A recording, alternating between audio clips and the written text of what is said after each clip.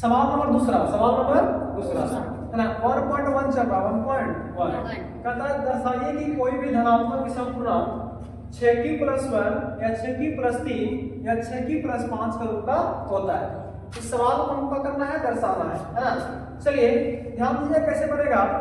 क्या करते हैं इसको कि माना कि है ना, क्या करेंगे, माना कि एक कोई धनात्मक विषम पूर्णांक है, धनात्मक विषम पूर्णांक, ठीक है, पूर्णांक है। चलिए इस प्रकार के सवाल आ रहे, कह रहा है कि विषम पूर्णांक है, हमको मान लेना है कि माना कि ये कोई धनात्मक विषम पूर्णांक है। धनात्मक विषम पूर्णांक क्यों माने हैं, क्या सवाल में कह दिया है कैसा है, धनात्मक विषम पूर्णांक है, ठीक है। तो धनात्मक विषम पूर्णांक है, तो यहाँ पे एक b बराबर हम ले सकते हैं, ध्यान दीजिएगा 6 को ले सकते हैं, कितना ले सकते हैं 6। काहे लेंगे, तो यहाँ पर लिख दीजिएगा क्योंकि जो पूर्णांक है आपका, जो पूर्णांक है 6q+1 6q+3 और 6q+5 का रूप का है, 5 का रूप का है, ठीक है। समझ में आ रहा है यहाँ तक। चलिए अब ध्यान दीजिएगा, तो जो r का वैल्यू है वो संभावित, अगर शेषफल बात करेंगे तो यहाँ पे जो है 0 से बड़ा बराबर r होगा, अब r से बड़ा कौन होगा, b होगा। तो शेषफल कितना हो जाएगा, शेषफल यानी r, शेषफल बने r, यानी कि r का जब वैल्यू होगा तो कह रहा है कि 0 से बड़ा होना चाहिए, 0 से बड़ा, और b से कितना होना चाहिए, छोटा। तो यहाँ पे हमारा b के मान जो है 6 है, b के मान कितना है 6 है, ठीक है। तो हम 0 से लेके कहां तक लेंगे, 5 तक, 0 1 2 3 4 5 6 का लिए क्या दिया है कि b से जो है r का वैल्यू कितना होना चाहिए, छोटा होना चाहिए, कितना होना चाहिए, छोटा। अब यहाँ पे क्या करेंगे, यूक्लिड का प्रयोग करेंगे, क्या करेंगे, यूक्लिड का प्रयोग करेंगे। चलिए ध्यान दीजिएगा, कहते हैं यूक्लिड विभाजन, यूक्लिड विभाजन प्रमेय से, यूक्लिड विभाजन प्रमेय, यूक्लिड विभाजन प्रमेय से, यूक्लिड विभाजन प्रमेय से क्या होता है बाबू, तो होता है a बराबर bq+r, a बराबर bq+r, ठीक है। अब चलिए क्या करना है कि ये जो r का वैल्यू है, यानी r का जो मान है, शेषफल है, उसको एक एक करके इसमें रखना है, एक एक करके क्या करना है, रखना, ठीक है। अब यहाँ पे ध्यान दीजिएगा कि मान लिया जाए कि हम जब r बराबर 0 को रखते हैं, कितना रखते हैं 0, जब r बराबर हम 0 को रखेंगे तो ध्यान दीजिए कि a बराबर, a का मान तो नहीं दिया कहीं पे, नहीं दिया है, तो a बराबर हो जाएगा, b के मान दिया है कितना 6, b के जगह पे कितना रखेंगे 6, b के जगह कितना रखेंगे 6, q का मान नहीं दिया है, q के q।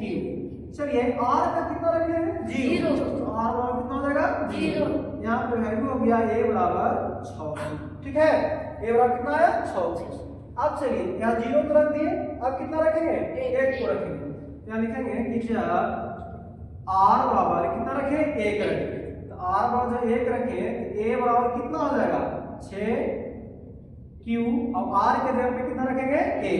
चलिए यहाँ पे r के जगह पे कितना रखें 1। अब यहाँ पे ध्यान दीजिएगा कि जब r बराबर हम रखते हैं 2, कितना रखते हैं 2, ठीक है, r बराबर हम 2 रखेंगे तो आ जाएगा a बराबर 6q+2। ध्यान दीजिए इस वैल्यू को, अरे शेषफल को हम किसे पुट कर रहे हैं, इससे पुट कर रहा है, किस पुट कर रहा है, इससे। अब यहाँ चलते हैं यहाँ पे, अब चलिए 2 तक रख दिए, 0 को भी रख दिए, 1 को भी रखे हैं, 2 को भी रखे हैं, बचा कौन है 3। जब यहाँ पे लिखेंगे जब r बराबर कितना रखते हैं 3, r बराबर कितना रखेंगे 3, तो देखिए a का मान तो नहीं दिया है, a बराबर है तो बराबर, b के जगह पे कितना है 6, b के जगह पे कितना है 6, q का मान दिया है नहीं ना, चलिए तो नहीं। अब r के जगह पे कितना रखे हैं 3, a बराबर हो गया 6q+3, ठीक है।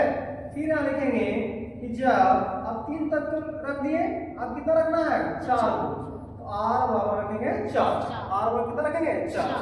तो जब r बराबर 4 रखे, a बराबर 6q और प्लस r के जगह पे कितना बैठेगा 4 बैठेगा, r के जगह पे कितना बैठेगा 4। अब लास्ट बचा है आपका कि r बराबर कितना रखना है 5, कितना रखना है 5, 5 लेते हैं, कितना लेते हैं 5। r बराबर जब 5 लिए तो a हो जाएगा, मान नहीं दिया है, b के मान कितना दिया है 6 दिया है, देख लीजिए यहाँ पे क्वेश्चन में है ना, तो हो जाएगा 6 की, अब r के जगह पे कितना रख रहे हैं 5 रख रहे हैं, r के जगह पे कितना रख रहे हैं 5, ठीक है।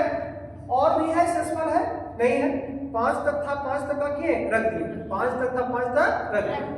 अब क्या करना है ध्यान दीजिएगा, यहाँ पे सवाल कहता है कि यहाँ पे कि विषम पूर्णांक है, हमारे क्या है विषम पूर्णांक को, लेकिन मेरा में कुछ जो है सम पूर्णांक दिया गया, क्या गया सम पूर्णांक। यहाँ पे लिखेंगे कि यहाँ कौन कौन, देखिए 6 क्यू आ गया, यानी a बराबर 6 क्यू, कॉमा एक आ गया 6 क्यू प्लस 2, 6 क्यू प्लस 2, और एक आ गया है 6 क्यू प्लस 4, 6 क्यू प्लस, हाँ 6 क्यू प्लस 4। यह क्या है यह एक सम पूर्णांक है, यह क्या बाबू सम पूर्णांक है, ठीक है। अब बात बताइए, हम माने हैं क्या विषम पूर्णांक, लेकिन आप क्या क्या सम पूर्णांक, तो इसको लेंगे कि नहीं लेंगे, नहीं लेंगे, इसको नहीं लेंगे, क्यों नहीं लेंगे, काहे कि हम माने क्या है ये कोई धनात्मक विषम पूर्णांक है, तो हम सम पूर्णांक को अलग कर देंगे और विषम पूर्णांक को क्या करेंगे लिख देंगे, है ना। तो लिख सकते हैं कि लेकिन हम माने हैं कि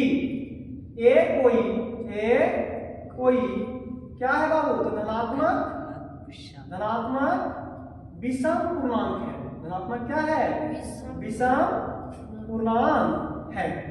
अब जब कोई धनात्मक विषम पूर्णांक है तो a बराबर जो विषम में आएगा उसी को लेना है, तो यह सम पूर्णांक नहीं होगा, इसलिए है ना। तो यहाँ पर लिख सकते हैं कि अतः तो a बराबर कौन कौन लेंगे, a बराबर 6 की प्लस 1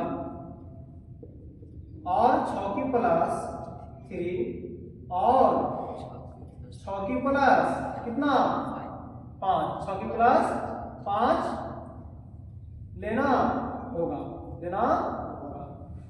अतः हम कह सकते हैं कि है ना कि एक ना कह सकते हैं कि कोई धनात्मक पूर्णांक, कह सकते हैं कि कोई भी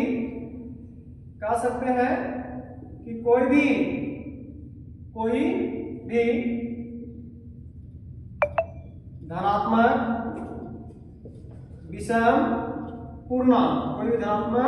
विषम पूर्णांक 6 की प्लस 1, 6 की प्लस 3 और 6 की प्लस 5 का रूप का होता है, 5 का रूप का होता है। क्या समझ में आया? ध्यान दीजिएगा, कहता है कि सेना की किसी परेड में 616 सदस्यों वाली सेना की एक टुकड़ी को 32 सदस्यों वाली सेना की दूसरी टुकड़ी के पीछे क्या करना है, मार्च करना है। क्या करना है, मार्च करना है। तो कह रहा है कि दोनों टुकड़ियों को समान संख्या वाले स्तंभों में मार्च करना है, जिसमें वे मार्च कर सकते हैं। मतलब हमको यहाँ पे निकालना है कि स्तंभों की संख्या कितना है, जरा में जो है आर्मी की जो टुकड़ी है वो मार्च कर सकते हैं, है ना। चलिए इसको हल करते हैं। हल में ध्यान दीजिएगा, सबसे पहले ऐसे सवाल आते संख्या वाले क्या करना है कि HCF निकालना है। क्या करना है, HCF। तो यहाँ पे लिखेंगे कि 616 और 32, 16 और 32 का क्या करना पड़ेगा, HCF निकालना होगा, HCF निकालना होगा। अच्छा HCF क्यों निकाल रहे हैं, कि HCF से इसका संख्या है, किसका, स्तंभ का, किसका, यहाँ ऊपर लिख भी सकते हैं कि स्तंभों की संख्या निकालने के लिए क्या करना होगा, 16 और 32 का HCF निकालना होगा। अब ध्यान दीजिएगा, इसको HCF निकालने के लिए यूक्लिड का प्रयोग करेंगे। किसका प्रयोग करेंगे, यूक्लिड का। यहाँ लगा दिए कि यूक्लिड विभाजन प्रमेय से। समझ आ रहा है, समझ आ रहा है।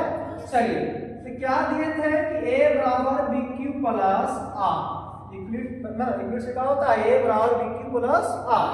अब ध्यान दीजिएगा कि जो बड़ा होता है, जो संख्या बड़ी होती है वो a के पास रखेंगे। देखा दोनों बड़ा कौन है, 616, ठीक है 600, यहाँ पे 616 बराबर है तो बराबर बी के जगह पे कौन रखाता है जो छोटा होता है, तो छोटा कौन है 32, बी के जगह पे कौन रखाएगा 32, ठीक है। अब क्या करना है कि कितना मरतबा लगावे, लगाना है ध्यान से, चाहे तो बराबर लगना चाहिए चाहे हल्का कम, ज्यादा लगाना नहीं है। तो यहाँ पे कितना मरतबा लगावे, कितना मरतबा लगावे ध्यान दीजिए। अगर मान लिया जाए कितना मरतबा 19 मरतबा लगाते हैं, कितना मरतबा 19 मरतबा। यहाँ पे ध्यान दीजिए कि 32 में अगर 19 से गुना करते हैं, कितना से गुना, तो 9 गुना 18 का 8 हाथ में 1 और 9 तिया 27 और 1 28, ठीक है। फिर गुना करेंगे 1 में 2 से तो 2 आएगा, 1 से 3 में तो 3 आएगा, 8 के 8 8 और 2 कितना होता है 10, 10 के 0 हाथ में 1, 3 2 5 और 1 6। चलिए अब क्या करना है, प्लस आर की वैल्यू कौन होगा, तो 13 में से इसको गुना करके घटाना है।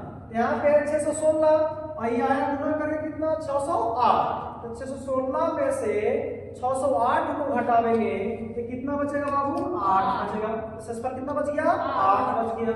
चलिए अब ये HCF में आप लोग सीखे होंगे कि जब a का मान जब कट जाता है तो a की जगह कौन आता है, तो b के मान, a की जगह पे कौन आएगा b की, मतलब 32 आ जाएगा यहाँ।